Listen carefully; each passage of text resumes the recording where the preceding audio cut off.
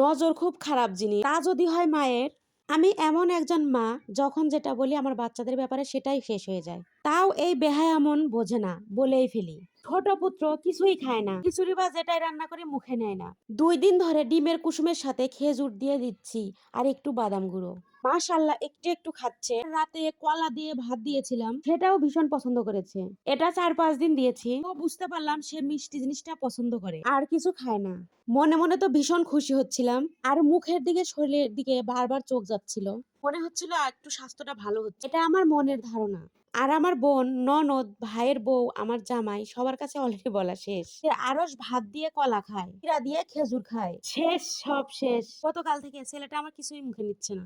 যে কলা এত পছন্দের সে কলা দেখলেই কান্না করতেছে সে। খেজুর দিয়ে ডিমের কুসুম আর খাওয়াতে পারছি না। কাল সকাল থেকে এখন পর্যন্ত মুখটা একবারের জন্য হা করাতে পারিনি। আজ রাগ করে জোর করে মুখ চেপে ধরে একটু দিয়েছিলাম। কান্না করতে করতে দম আটকে যাচ্ছিল। ভীষণ কান্না পাচ্ছে এখন আমার দোষেই এটা হয়েছে। আমি জানি আমি যেটা বলি সেটাতেই লেগে যায়, তাও আমি বলি।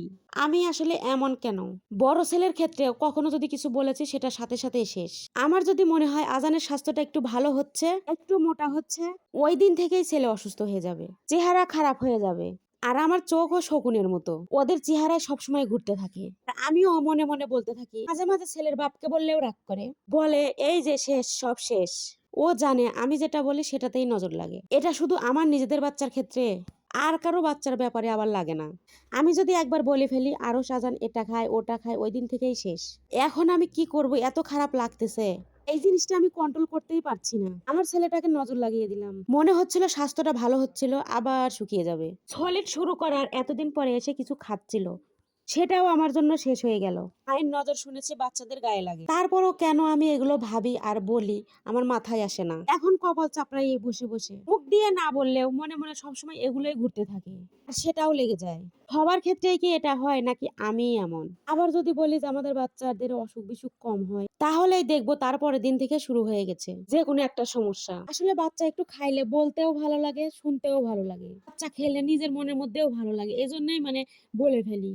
আর এটাই আমার সমস্যা। আসলে সব মায়েদের ক্ষেত্রেই কি এমন হয় যে বাচ্চা একটু খেয়েছে আপনিও বলে ফেললেন বাচ্চার জন্য যে হ্যাঁ আমার বাচ্চা খেয়েছে, তখনই কি সমস্যা হয়েছে?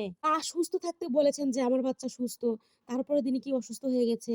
এটা কি আপনাদের ক্ষেত্রে হয়েছে? জানি না সবার ক্ষেত্রে হয় কিনা, কিন্তু আমার ক্ষেত্রে হয়। যাই হোক, নিজের বাচ্চা কাচ্চার অনেক কথা বলে ফেললাম। আমরা ঘুরতে গিয়েছিলাম চিকলি পার্কে, জায়গাটা অনেক সুন্দর, আমার ভীষণ পছন্দ হয়েছে। আমরা দুপুরে ঘুরতে গিয়েছিলাম আর রাতে ফিরে আসছি। জায়গাটা এত সুন্দর, তারপরে আসতে মন চাচ্ছিল না। অনেক সময় ঘুরেছি এখানে।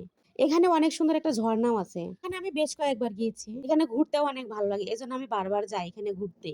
এই তো আমাদের দেখতে দেখতে বিকেল হয়ে গেছে, এই যে রোদ শেষ হয়ে গেছে আর কি।